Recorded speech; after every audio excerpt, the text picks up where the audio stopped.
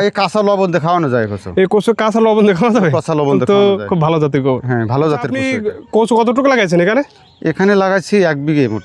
এক বিঘে মোটা টোটাল কতটুকু লাগাইছেন? টোটাল লাগাইছি 1.5 বিঘে। 1.5 বিঘা। 1.5 বিঘাতে কেমন টাকা খরচ হবে আপনার? 1.5 বিঘেতে টোটাল আমার খরচ আসবে 30 থেকে 35 হাজার টাকা। 30 থেকে 35 টাকা। আর এই কচুটাকে আগাম উঠবে? এটা আগাম উঠবে, এটা আগাম জাতে। আগাম জাত।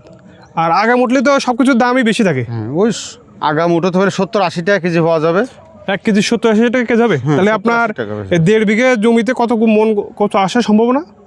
1.5 বিঘা জমিতে 120 মন টন হবে। 120 মন।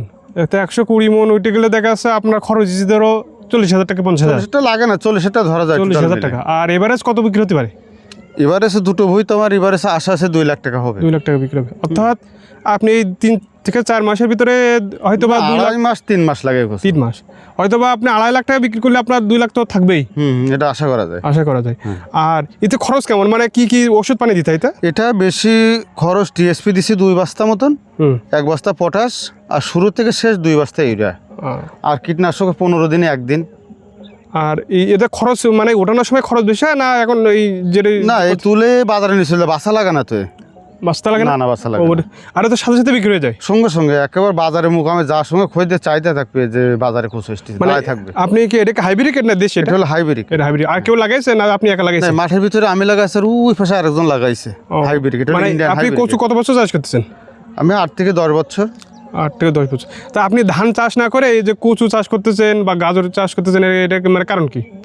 এটা ধান যদি এই ভূতি যে কচু হবে সেই তুলনার টাকা আমার ধান হতে গেলে মনে করো 10 বিঘেও হবে না। 10 বিঘা হবে না। আপনার 1 বিঘে ধান লাগাতে গেলে আপনার 20,000 টাকা খরচ হয় না আনুমানিক? 20,000 টাকা আপনি সর্বোচ্চ 25,000 টাকায় ধান বিক্রি করতে পারবেন।